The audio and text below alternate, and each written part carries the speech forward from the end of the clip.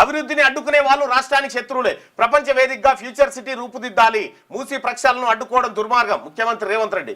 గచ్చిబౌలిలో integrated sub registrar కార్యాలయాల శంకుస్థాపన. శిలాఫలకాన్ని ఆవిష్కరించిన ముఖ్యమంత్రి రేవంత్ రెడ్డి. చిత్రంలో మహేందర్ రెడ్డి, మంత్రులు పొంగులేటి, శ్రీధర్ బాబు. ఇక జస్టిస్ సుదర్శన్ రెడ్డికి లౌకిక పార్టీలు మద్దతు ఇవ్వాలి. సిపిఐ రాష్ట్ర మహాసభల్లో జాతీయ ప్రధాన కార్యదర్శి డి రాజా అన్నాడు. ఇక యూరియా ఇచ్చిన పార్టీకే ఉపరాష్ట్రపతి ఎన్నికల్లో మద్దతు. కేటీఆర్ వేలు ఇచ్చే శక్తి అయితే ఎన్డీఏ దగ్గరనే ఉంది కాబట్టి ఎన్డీఏకే మద్దతు. కంచె ఐలయ్య గారిని అభ్యర్థిని చేసినంటే ఇవాళ బీసీలంతా సంతోషపడేటోళ్ళు. అయితే నిన్న మీరు మాట్లాడిన తర్వాత ఇప్పుడు కేటీఆర్ కూడా మాట్లాడిండు తర్వాత ఏమని కంచె ఐలయ్యనే ఇవ్వాలని చెప్పేసి. మరి కంచె ఐలయ్య ముంగడ ఈ సుదర్శన్ రెడ్డి ఎంతనే చెప్పి ఆయన కూడా అన్నాడు బీసీ. నువ్వు ఇక్కడ బీసీ జపం చేసుకుంటా ఏది ఎన్నికలు లేనప్పుడు బీసీ జపం, ఎన్నికలు అవుతుంటే మటుకు ఎన్నికలు అయ్యే టైంకి మాత్రం కరెక్ట్గా ఓసీ జపం. మళ్ళా ఇదేం కథ? కాంగ్రెస్ పార్టీ ద్వంద్వ నీతి ఇది.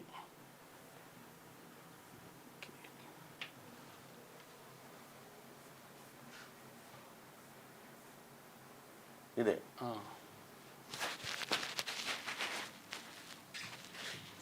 మళ్ళీ చెప్తా ఉన్నా, ఆయన రేవంత్ రెడ్డి గారు పెట్టిన అభ్యర్థి అయితే ఖచ్చితంగా మేము వ్యతిరేకిస్తాం. ఎందుకంటే కాంగ్రెస్ అనే ఒక చిల్లర పార్టీ, కాంగ్రెస్ అనే ఒక థర్డ్ క్లాస్ పార్టీ ఇవాళ రాష్ట్రంలో ప్రజలని ఎంత అరిగోసపుచ్చుకుంటున్నదో రాష్ట్ర ప్రజలందరికీ తెలుసు. మరి అట్లాంటి థర్డ్ క్లాస్ ముఖ్యమంత్రి, థర్డ్ క్లాస్ పార్టీ పెట్టిన అభ్యర్థిని మేము సమర్థిస్తారని మీరు ఎట్లా అనుకుంటారు? నాకు అర్థం కాదు. ఇంకోటి, ఇవాళ జరుగుతున్నది ఏంటంటే ఒక డ్రామా. ఉపరాష్ట్రపతి ఎన్నికల విషయంలో డ్రామా. నిన్న మొన్నటిదాకా ఏమన్నారు ఇదే రేవంత్ రెడ్డి గారు? బీసీల విషయంలో మా పార్టీ చాలా చిత్తశుద్ధిగా ఉన్నది, బలహీన వర్గాల విషయంలో మేము ఢిల్లీ దాకా కొట్లాడతాం, అవసరమైతే అంతరిక్షం దాకా పోయి కొట్లాడతాం అన్నాడు. మరి ఒక బీసీ అభ్యర్థిని ఎందుకు పెట్టలే? అంత ప్రేమ ఉంటే తెలంగాణ నుంచి ఒక బీసీ అభ్యర్థి దొరకలేదు, కంచెయ్య గారిని పెట్టేది. తెలంగాణ నుంచి ఒక బీసీ అభ్యర్థిని పెట్టి ఇగో ఇది మా చిత్తశుద్ధి. ఈయనకు చిత్తశుద్ధి లేదు, లొటపీస్ లేదు, ఏమీ లేదు. ఈయన కంప్లీట్ గా రెడ్డిలకు సంబంధించినటువంటి ప్రతినిధి మాత్రమే. బీసీల పొరపాటున కూడా మీరు నమ్మారు. రెండు మూతుల పాము రెండు దిక్కుల ఇసం ఉన్నట్టుంటది ఈ కథ.